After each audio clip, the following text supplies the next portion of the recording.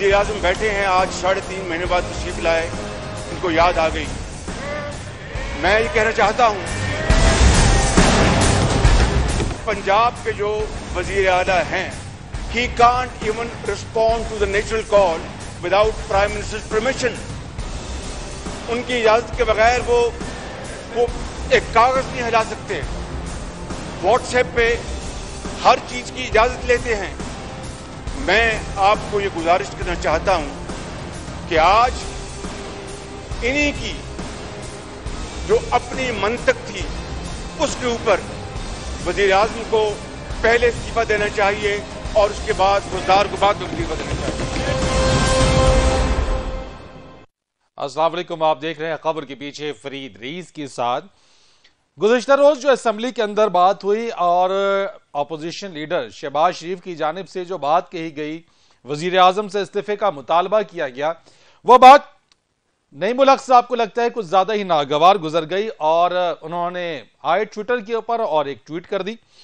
लेकिन एक बात है कि याद माजी आजाब है यारब, इस्तीफे का मुतालबा करने वाली पाकिस्तान तहरीक इंसाफ शायद अपना माजी भूल गई है कि माजी में बात बात के ऊपर ना सिर्फ वजीर आला बल्कि वजीर आजम तक से भी इस्तीफों का मुतालबा किया जाता रहा और बारहा किया जाता रहा। जब धरने दिए गए, जब कंटेनर्स पे खड़े हुए, तब भी इस्तीफों का मुतालबा किया जाता रहा। लेकिन अगर असेंबली के अंदर, पार्लियामान के अंदर इस्तीफे का अगर मुतालबा किया गया और जिस अंदाज में नईमुल हक साहब की तरफ से जो ट्विटर पे ट्वीट की गई है, वो भी एक बहुत बड़ा सवालिया निशान है कि पार्लियामान की सियासत के अंदर, पार्लिमानी रिवायत के अंदर, जमहूरी अदवार के अंदर, जमहूरियत की इस्तेहकाम के लिए, जमहूरियत की बेहतरी के लिए और जमहूरी सियासत की बका के लिए क्या इस तरह की धमकियां दी जाना ठीक है?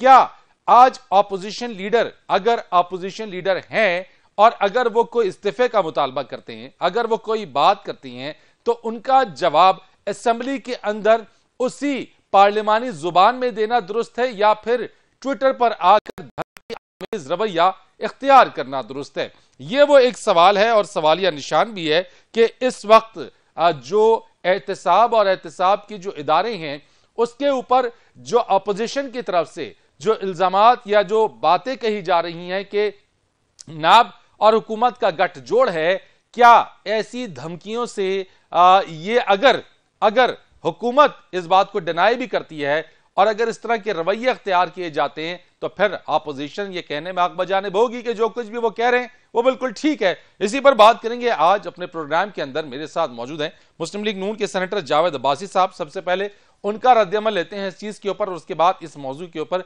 मजीद तज्जिया करेंगे कि ये किस तरह का अंदाज गुफ्तगू है और क्या पाकिस्तान तहरीक इंसाफ के जो वुज़रा हैं, जो मुआविन खुसूसी हैं वजीर आजम साहब के, उनको अपने अंदाजे गुफ्तगू और अंदाजे बयां में क्या तब्दीली लानी चाहिए। जावेद अब्बासी साहब, बहुत शुक्रिया आपका। पार्लिमानी सियासत और रवायत के अंदर इस तरह के जो रवैये और जो धमकियां हैं, क्या ये अंदाज दुरुस्त है? बिस्मिल्लाहिर्रहमानिर्रहीम, बहुत शुक्रिया। आप देखिए, पार्लिमानी रवायात में उन लोगों को पता होता है जो कभी पार्लिमान का हिस्सा रहे, जो कभी पार्लिमान में गए हो, जिन्होंने कोई वक्त पार्लिमान में गुजारा हो, उन लोगों को तो पार्लिमानी रवायात का पता होता है। उनको पता होता है कि लीडर ऑफ द हाउस क्या होता है, उन्हें पता होता है कि लीडर ऑफ द अपोजिशन क्या होता है, उन्हें उनके इकराम का पता होता है। लेकिन जिन्होंने कभी पार्लियामेंट का मुंह ही ना देखा हो, जिन्होंने कभी पार्लियामेंट के करीब से भी ना गुजरे, उनसे आप ये तवक्को करें कि वो पार्लियामेंट का एहतराम रखेंगे या वो लीडर ऑफ द हाउस का एहतराम रखेंगे या वो लीडर ऑफ अपोजिशन का एहतराम करेंगे, तो ये तो बिल्कुल ही उनसे ये तवक्को न की जा सकती है, ना तवक्को करनी चाहिए। कल के उनके बयान में जो हमेशा से हम कहा करते थे कि नैब और न्याजी जो गठजोड़ मिला हुआ है इस हुकूमत का और नैब का, वो उन्होंने कल उसका खुद उसका इजहार कर दिया है। उन्होंने कहा कि हमने आपको, आपके अदालतें आपके कंट्रोल में है, नैब आपके कंट्रोल में है, आप कौन होते हैं ऐसी बातें करने वाले? अगर अदालत नैब में हमारा केस है तो आप उसकी कैंसिल करवाएंगे और आप तो रखेंगे कि बेल कौन सी होनी चाहिए या अंदर किसको होना चाहिए या प्रोटेक्शन ऑर्डर होना चाहिए या असेंबली में नहीं आना चाहिए। तो मैं समझता हूँ कि उन्होंने अपना भी बड़ा तमाशा लगाया है, उन्होंने अपनी पार्टी का भी बड़ा तमाशा लगाया है, उन्होंने पाकिस्तान में जमहूरी निज़ाम के ऊपर भी कई क्वेश्चन जो है उनके इस बाबे से खड़े हो गए। लेकिन आपके लिए, आपकी जुमात के लिए या अपोजिशन लीडर के लिए तो उन्होंने वाजे तौर पे कह दिया आखिरी चांस है, यानी एक बड़ी धमकी दे दी आपको। हम इनकी तो खैर, हम तो प्राइम मिनिस्टर साहब को सीरियस नहीं लेते थे कि इनकी तो कोई खैर ऐसी कोई बात ही नहीं है। हम इनको कभी सीरियस कोई लेता है कि आपका ख्याल है कि इनको, वो एक ब्लड प्रेशर के मरीज हैं और मेरा ख्याल है उन्होंने जज्बाती अंदाज में ऐसी बातें कर ली होगी। लिहाजा इस बात से साबित होता है कि हुकूमत अपने आप को कहाँ लेके जा रही है, इनका झंडा क्या है, माशी हालात इनके इतने खराब हैं, स्टैंडिंग कमेटी ये बना नहीं सके, असेंबली में अभी तक ये बिल नहीं ला सके पिछले 6 महीनों में, जिस कहते थे कि हम रिकॉर्ड कानून साजी करेंगे। ये इनका आलम है, तो इसमें इनके लिए तो क्या कहा जा सकता है। बड़ा बदकिस्मती है कि आज उन लोगों को इक़्तिदार मिल गया है जिनकी कोई न तैयारी थी, न जिनको को पता है, न जिनकी कोई डायरेक्शन है, न जिनको इनको पता है कि इतना बड़ा मुल्क है, इसको हम कहाँ लेके जा रहे हैं। एक बच्चों की तरह वो चीजें को ट्वीट करते हैं और ट्वीट पे ऐसे ऐसे चीजें करते हैं। सिर्फ इनकी ये ख्वाहिश होती है कि हमारी रात को खबर लग जाए, सोशल मीडिया में हमारी खबर आ जाए, किसी चैनल के टॉक शो की हम जिन्नत बन जाए।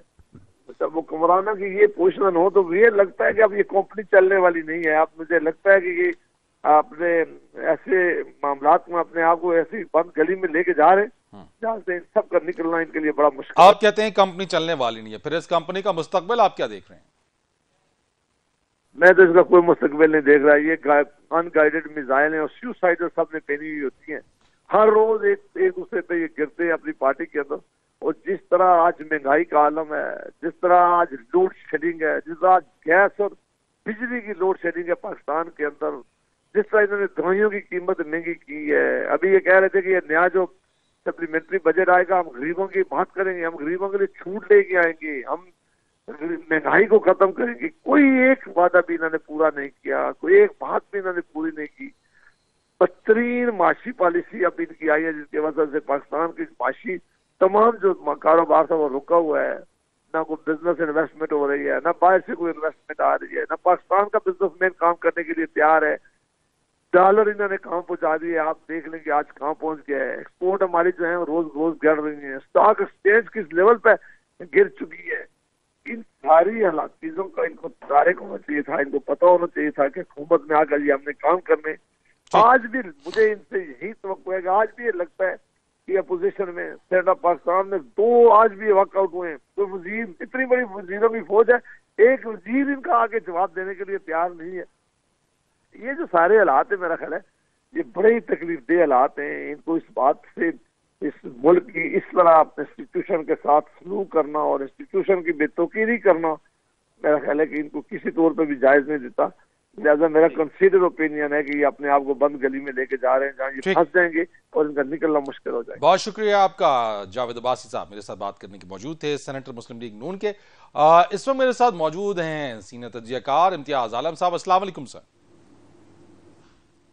जी वालेकुम सलाम। बहुत शुक्रिया सर। ये मुझे बताइए कि मैं जो इस चीज़ के ऊपर जो नईमुल हक साहब ने ट्वीट किया, एक असेंबली के अंदर अपोजिशन लीडर की तरफ से इस्तीफे के मुतालबे के बाद पार्लियामान की सियासत के अंदर इस वक्त भी पाकिस्तान तहरीक इंसाफ क्यों ऐसा रोल प्ले कर रही है, क्यों ऐसा पोर्ट्रे कर रही है कि वो हुकूमत में तो है लेकिन उसका लहजा अपोजिशन वाला है? देखिए, नईमुल हक को कुछ पता नहीं है कि असेंबली कैसे काम करती है, पार्लियामानी रवायत क्या होती है। उन्होंने एक ऐसा बयान दिया है खौफनाक किस्म का कि वो कह रहे हैं कि अच्छा अगर आप बिहेव नहीं करोगे तो हम आपको जेल भेज देंगे, हम आपको पार्लियामेंट में आने देंगे। ये कैसी बातें कर रहे हैं? वो तो असेंबली के असूल और कवानीन के खिलाफ बात कर रहे हैं और मुल्क के कवानीन के खिलाफ बात कर रहे हैं। इस तरीके से आप अपोजिशन को साथ लेके चल सकेंगे? अभी आपने मिलिट्री कोर्स का बिल लाना है और आपके वजीर दफा बात करने गए हैं, रिक्वेस्ट कर रहे हैं कि अपोजिशन से बात करें, तो आप कैसे कर लेंगे इस तरह? मैं समझता हूँ कि इन्हें ये चाहते नहीं। मुझे लगता ये है कि ये अपोजिशन के मोल्ड में है, जैसे ये कंटेनर में चढ़े हुए थे और ये नहीं चाहते कि असेंबली फंक्शन करे। इनके अमाल से ही जाहिर हो रहा है।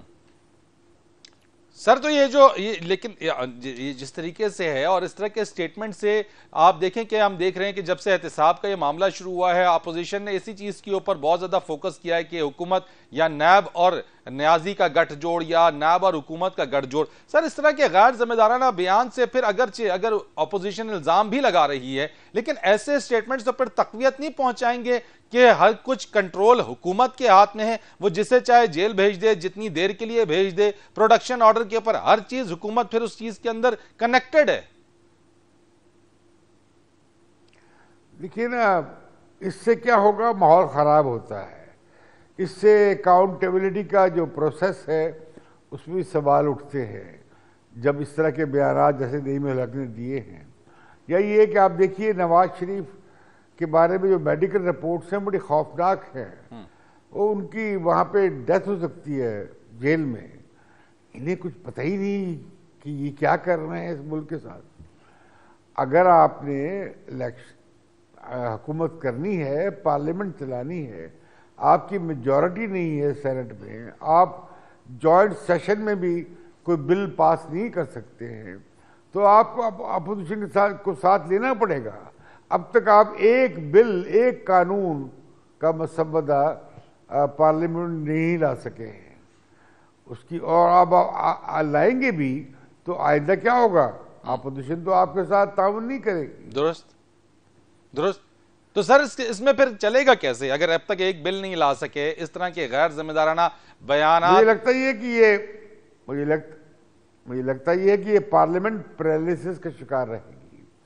इसमें जमूद रहेगा, तातुल रहेगा और ये बात नहीं बन सकेगी इस तरीके से, क्योंकि इमरान खान अभी तक अपोजिशन के बारे में वैसा ही रवैया अख्तियार किए हुए हैं जब वो हुकूमत में नहीं थे।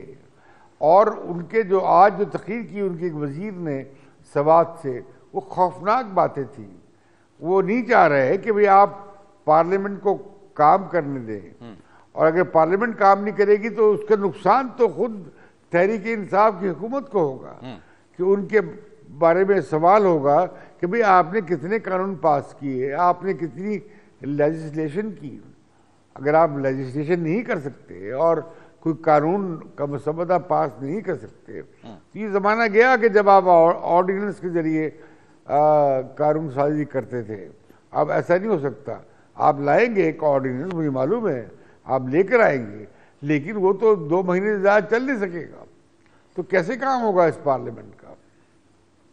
ठीक है, बहुत शुक्रिया आपका इम्तियाज आलम साहब इस सारी सूरत-ए-हाल पर बात करने के लिए। और यकीनन पार्लियामान का काम कानून साजी करना है, लेकिन अगर 5.5 और 6 माह गुजर जाने के बावजूद भी अगर कोई एक बिल भी नहीं आ सका, कानून साजी नहीं हो सकी, अपोजिशन को दूर ही रखा गया है, दूर रखा जा रहा है, गैर जिम्मेदाराना बयानात दिए जा रहे हैं विदिन द पार्लियामेंट भी, आउटसाइड द पार्लियामेंट भी। और अगर कानून साजी के लिए वो कवानीन जिसकी मंजूरी के लिए, जिनके लिए जो अपोजिशन से ताउन चाहिए, उसके लिए अगर हुकूमत अपोजिशन के पास जाएगी तो कैसे मुमकिन होगा कि कानून साजी हो पाएगी और पार्लियामान का निजाम चल सकेगा। यह एक लम्हा फिक्री और वजीर आजम साहब को भी इस चीज का नोटिस जरूर लेना चाहिए कि वो अपने वुज़रा को और अपने जो मुआविनीन खुसूसी हैं उनको कम से कम इस बात की ताकीद करें कि इस वक्त वो हुकूमत में है और हुकूमती जो लहजा है वो इख्तियार किया जाए, ना कि हुकूमत में रहते हुए अपोजिशन का लहजा वो इख्तियार करें। लेकिन अगर ऐसा हुआ तो फिर नुकसान खुद पाकिस्तान तहरीके इंसाफ का होगा। कमर्शियल ब्रेक, और ब्रेक के बाद जब आएंगे तो उसके बाद जरा बात करते हैं कुछ कराची के हवाले से सुप्रीम कोर्ट का यह फैसला जिसमें कहा गया कि कराची को उसके असल मास्टर प्लान के मुताबिक बहाल किया जाए। इसके ऊपर बात करते हैं ब्रेक के बाद।